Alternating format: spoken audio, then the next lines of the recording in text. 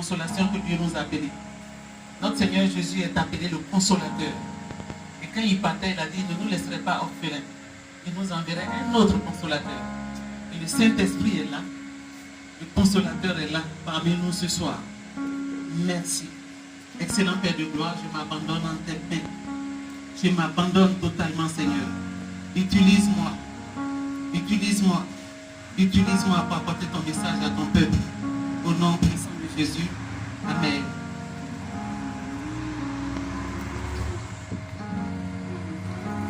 J'avais annoncé ici même que nous allons travailler sur la parole tout le mois de décembre.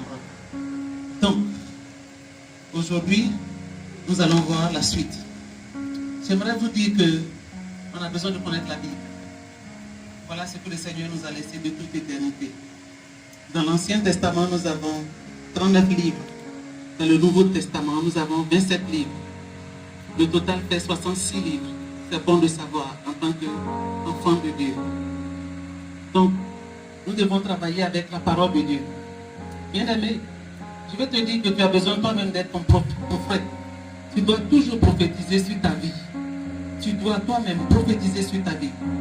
Pour renverser les paroles sataniques des sorciers, Satan n'a pas créé le monde.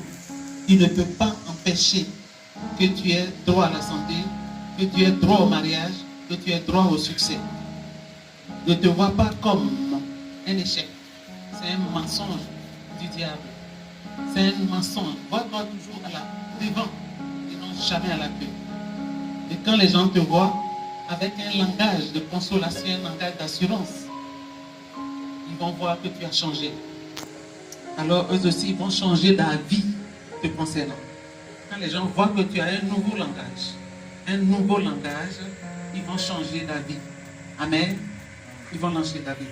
Quand Dieu te conduit, le lieu de ta naissance, j'ai dit quand Dieu te conduit, le lieu de ta naissance, le lieu de ton où tu vis, la maison dans laquelle tu vis, ton niveau d'études, non, aucune espèce d'importance.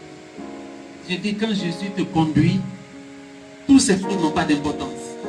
Sa grâce qui a opéré dans la vie d'Éric, c'est ça qui est important. Le niveau d'études ne compte pas, les diplômes ne comptent pas. Donc, tu es là ce soir, tu m'entends, il faut rêver grand.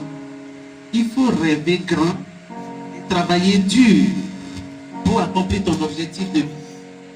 La vie est un programme. La vie est un programme. La vie est un processus. La vie est un programme. La vie est un processus. Je vais donner un exemple. J'ai souvent écouté le grand bishop David Oyedepo de Winner Chapel. Et hier, il était très pauvre. Aujourd'hui, par la prédication de la parole de vie, c'est un homme immensement riche, avec des avions, des réalisations qu'on ne peut même pas comptabiliser. Tu peux rêver, c'est permis. Il faut rêver grand, mais travailler dur. Travailler sur toi-même pour les changements et travailler à rien. Sois toujours joyeux. Sois toujours joyeux. Sois toujours joyeux. Je m'explique. La joie, c'est une attitude de cœur. Je ne demande pas forcément d'avoir les dents toujours dehors. Une attitude de cœur. À cause de la Bible, c'est Jésus. Depuis l'Ancien Testament jusqu'au Nouveau Testament, il est question de Jésus. Vous le savez, je rappelle qu'il est question de Jésus, pas autre chose. Le Nouveau Testament parle entièrement de Jésus. Le Nouveau Testament affiche l'autorité de la parole de Dieu. La parole que vous entendez, c'est tellement sérieux, s'il vous plaît. C'est comme tu as du vin et puis tu mets de l'eau dedans. Ne mettez pas de l'eau dans la parole de Dieu. Sa parole, c'est sa parole. C'est sorti, c'est sorti. On s'attend à ce qu'elle produise, ce qu'elle dit. C'est ça, l'autorité de la parole. Quand on l'envoie en mission, c'est ce qu'elle fait. Jésus lui-même a certifié que les paroles sont les paroles de Dieu.